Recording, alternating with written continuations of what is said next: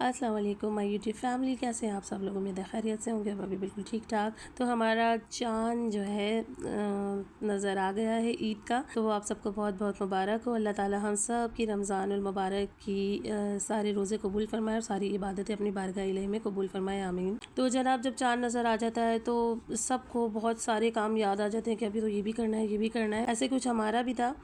हमने बच्चों की कुछ चीज़ें लेनी थी तो हम सिटी की तरफ चले गए थे, क्योंकि बहुत सारी चीज़ें ऐसी हैं जो यहाँ बहरिया में नहीं मिलती। तो हम शहर की तरफ चल गए। कुछ डेकोरेशन पीसेस वगैरह थे जो हमें घर के लिए लेने थे, साइड टेबल पर रखने की लैंप वगैरह। लेकिन भाई टू मच एक्सपेंसिव हो गया था हमारे लिए, तो भाई हमारी रेंज से बाहर था, यानी आउट ऑफ रेंज था, तो मैं तो नहीं ले सकी। फिर मेरा यही इंटेंशन हुआ कि फिर देखेंगे, ईद के बाद देख लेंगे। तो उसके अलावा मुझे बच्चों की चीज़ें भी छोटी मोटी लेनी थी, कुछ चूड़ियाँ अपनी, दुपट्टा वगैरह, ये चीज़ें तो एंड टाइम पे रह जाती हैं। तो बस फिर मैंने यही सोचा कि ये चीज़ें तो बाद में लेते रहेंगे, लेकिन जो चीज़ें अभी इम्पोर्टेंट है वो तो पहले लेकर रख ही लूँ। पार्किंग नहीं मिल रही यार।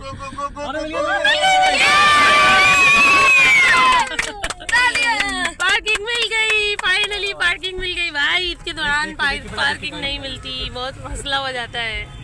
ये मेरा पूरा किचन फैला हुआ है और मुझे इसकी पूरी सफाई करनी है। और एक कैबिनेट मैंने साफ़ कर लिया है, बाकी के कैबिनेट जो हैं वो अभी नहीं साफ़ किए, क्योंकि पूरा रमज़ान किचन में बहुत सारी चीज़ें बन रही होती हैं। तो मुझे ऐसा लगता है आम रूटीन से ज़्यादा किचन जो है वो रमज़ानों में गंदा हो जाता है, तो उस पर फिर ईद की सफाई करना ज़रूरी हो जाती है। अब ये मेरा किचन आप लोगों ने देख लिया है। अब आपको एक मैजिक दिखाऊं कि ये पूरा किचन कैसे साफ़ होता है। सिर्फ मैं चुटकी बजाऊंगी और देखिएगा एक अलादीन का जिन मेरी कैसी मदद करता है। ये देखें हैं यार, ये कौन से जिन होते हैं जो सबकी हेल्प करते हैं, मेरी नहीं कर रहे।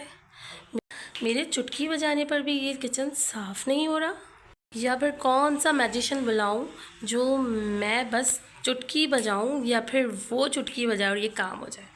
चलो देख लेते हैं, अभी चुटकी बजाते ही हमारा काम हो सकता है।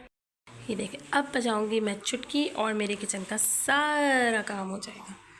देखिए 1 2 3। अरे वाह भाई, मेरा मैजिक तो काम कर गया। सिर्फ एक स्नैप से मेरा पूरा किचन साफ़ हो गया। वाह, ऐसा आप सब किया करें ताकि सिर्फ एक स्नैप से आपका किचन पूरा साफ़ हो जाए, जैसे कि मेरा हो गया। तो जनाब, ये था मजाक। कोई जिन, कोई अलादीन का चिराग कुछ नहीं होता। कोई ऐसी सिर्फ हमारी सोच होती है। जब हमारा पूरा किचन फैला होता है तो सिर्फ हम ये सोच अपने दिमाग में ला सकते हैं कि कोई हो ऐसा जो हमारा किचन साफ़ कर दे, लेकिन ऐसा कोई भी नहीं होता, आपने खुद ही करना है। हाँ, तो जी ये तो वाकई में एक मजाक ही था।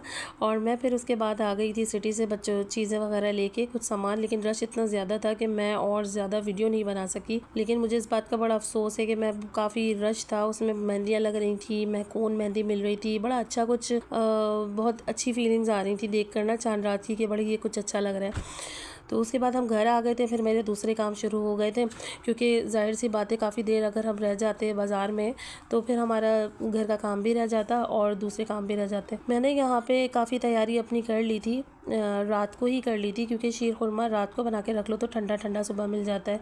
तो बादाम पिस्ते वगैरह मैंने रोस्ट कर लिए थे। उसके बाद मैंने जो है उसमें सेवइयों को जो है उसको भी रोस्ट कर लिया था। फिर दूध बॉईल कर कर उसमें इलायची डालकर, चीनी डालकर और उसकी भी सेवइयाँ डाल दी थी, और फिर मेरा ये मज़ेदार सा शीर खुरमा तैयार हो गया था। उसके अलावा मैंने 2-3 चीज़ें और बनाई थी।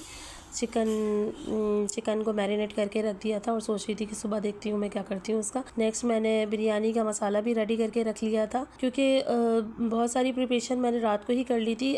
सुबह में इतना टाइम नहीं होता और फिर हम लोग पूरी रात जागते हैं, चांद रात को सोना ही नहीं होता क्योंकि काम बहुत सारे होते हैं। और मैं तो ये समझती हूँ कि चांद रात को बहुत ही कम लोग होते होंगे जो सोते हैं। यहाँ मैंने बच्चों के कपड़े निकाल लिए थे।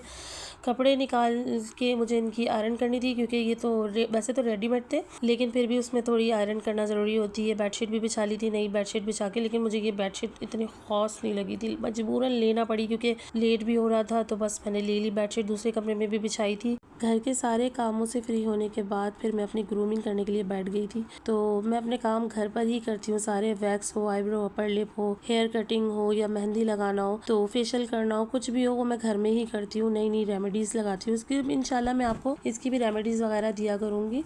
तो हस्बैंड से मैं हमेशा यही कहती हूँ कि देखें मैं आपका कितना खर्चा बचा लेती हूँ। मेहंदी, हेयर कटिंग वगैरह सारे काम में जो है वो मैं खुद ही घर में कर लेती हूँ। पार्लर जाने की मुझे ज़रूरत ही नहीं होती। ग्रूमिंग वगैरह भी सब हो गई थी। उसके बाद मैं यहाँ अपनी मेहंदी लगाने के लिए बैठ गई थी। मैं मेहंदी पहले बहुत ही प्यारी मेहंदी लगाती थी, हर किसी को मुझसे ही लगानी होती थी, लेकिन शादी के बाद तो बस मैं कीड़े मकोड़े ही बनाने लग गई थी, भूल गई थी मेहंदी। मगर फिर भी अगर मैं प्रैक्टिस में रहूँ तो बहुत अच्छी मेहंदी लगा लेती हूँ।